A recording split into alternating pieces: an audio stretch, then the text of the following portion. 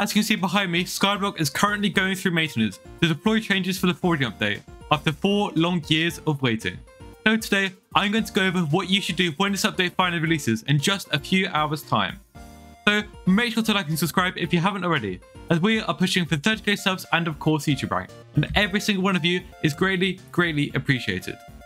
Also join our Discord, as there we also have a 1.21 mod pack for Skyblock, which of course is necessary as Foraging update will be on 1.21. There's tons of cool features, so I highly recommend you go and check that out. Also, I know there is a quest in the park to get onto Agatha. I'm not going to be going through that, that's just self-explanatory. All you have to do is go and collect up a few logs for each different NPC, and then you'll get onto Agatha. So let's get on to the guide. So once you've gone to Agatha, there's a few things that you should do to begin with. Of course, you're going to have the basic quest, which everyone will have to do. You're going to talk to Hina first, then over to Swoop, then to David Hunterborough and a few NPCs around the village. This is fairly simple, should only take you about 10 to 15 minutes or so. Pretty simple, and we'll go through the basics of hunting and foraging for you. I'm not going to explain it too much, it's pretty much self-explanatory. The game does a really nice job of walking through the steps for you, so there isn't really too much to it for me to go through. Of course, if you do have any attributes left over from before the update, you have to go and talk to this guy and salvage your old attributes here. This will give you a nice head start in the hunting system as well, and also some coins back hopefully through the Ananke feathers, and also attributes which are now of course sellable on the bazaar as well. As you can see here, there are 174 different shards. All of these are sellable on the bazaar, so you can sell these back to the bazaar if you want to. If you do get stuck with the hunting stuff, you can talk to David Hunterborough and he'll give you a bit of info on all the different things here, as well as also you can see your David's Cloaks milestone as well, and this is of course going to be the meta for foraging. As you can see here, mine already is giving me 17 sweep, 1.5 foraging wisdom, 1 hunting wisdom, 14 hunter fortune, and 2 foraging fortune as well. As well as also some magic find strength and a health. This is definitely a really nice equipment piece. So the first gear you're going to want to get is the full set of canopy armor, which will cost you about 500,000 coins, as well as also the decent axe. Or you can use a tree capitator if you want.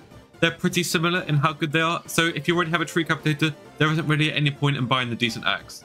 You're then going to quite simply just want to cut down fig trees. You're going to want to start at the bottom of the trees and then work your way up, just like so, as you can see on my screen now. And yes, apologies for the phantom noises. I know they're annoying, but there's literally no way for me to turn them off. So, well, it's just annoying. Can't really do much about it. Once you cut down the trees, you will obtain the tree gift, which will give you some nice rewards, including forest essence, foraging XP, heart of the forest experience, tenderwood, and forest whispers. Here you can see the Heart Forest tree, and the first perk is going to give you sweep, which is absolutely crucial on Galatea. And foraging fortune early on, before you're trying to forage for money, isn't really worth anything. I'd highly recommend you focus all your efforts into sweep. As you can see here, I've got a lot of sweep, so I can cut the trees very quickly. However, for you, when you're starting out, it may be a bit slower. Just as you get more sweep, the trees will be faster to mine, and also, whenever you break a log, you'll cut down more logs with it. Whereas if we use our seriously damaged axe with less sweep, as you can see here, we won't cut down quite as many logs. So you're going to want to go and level up your fig log collection as quickly as you can.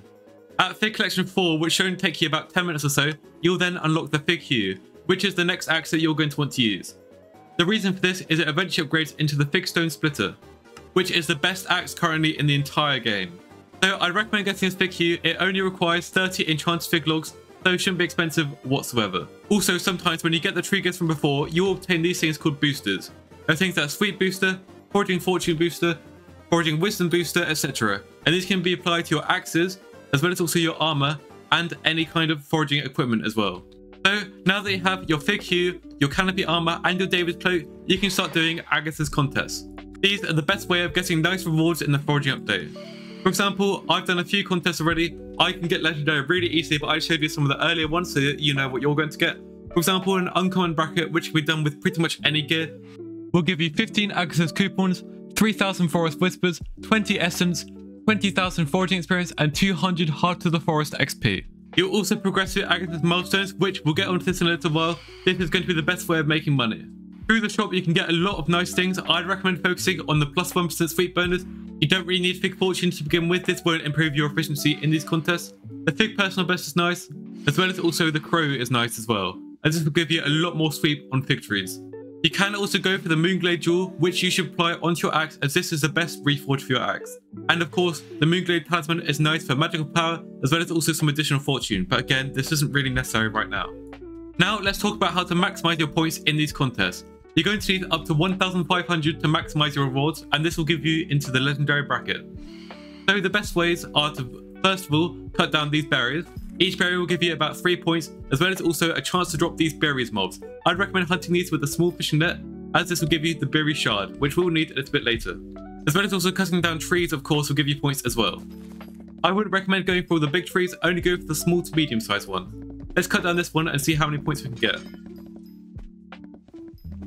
You'll get a set number of points for cutting down the trees, as well as also a bonus from the tree gifts at the end. For example, starting with about 94 points on this tree, and we're going to end with about 116. So you get roughly about 20 to 25 points per tree that you cut down. So basically, just go around, cut down the berries and the trees, try and find a decent route, with this area over here to the left corner of the map, with this little area here, kind of near the entrance, as well as this area over here, which is by sweep. All three areas alternate between them, and you should be able to get legendary really quite easily. I managed to get legendary, I think, on my third contest before I'd even put all the boosters on my armor, so very easy to do. You can do it in about 10 to 12 minutes once you've got a decent setup, and then each contest is 20 minutes. So you'll have 8 to 10 minutes at the end to go and do other stuff within the game, like hunting, etc. So, access milestones, of course, you need 2.9k to get to milestone 5, and this will unlock every single item within Agatha's shop. Now, on your screen, you can see every single item which is available once you've maxed out Agatha's milestones. Additionally, from legendary and epic brackets, you have a chance to obtain the Starland prize. I got one of these earlier when doing these. These are very useful for buying stuff later on. These Starland prizes are used to buy the shiniest, which is one of the main items in buying the new best pet, the Jade Dragon. You can see the recipe on screen now. This shiniest will take you up to 25 legendary contests to do. And as each contest is 20 minutes, this equates to about 8 hours roughly of playtime, which is absolutely crazy. However, if you can be the first one to get to this prize and sell the shiniest or the Jade Dragon as soon as you can, then you could make a huge amount of money. We're talking hundreds of millions, maybe even billions of coins to be one of the first people on the server to obtain this pet, as it's going to be hugely high in demand and so many people have billions of coins lying around. For example, me, I've got 6.8 billion coins, so I'll probably overpay for one of these Jade Dragons when someone does obtain them, and I'm too lazy to grind it out myself. So I'd recommend that you try and grind out Agatha's milestone level 5 as soon as you possibly can, and by which point you should be able to buy at least 1 or 2 shiniest. These you can either sell straight to the auction house, or alternatively go and buy the Jade Dragon, which can be found down there below. I'll leave the Raylist's guide on how to find the Jade Dragon linked in the description below.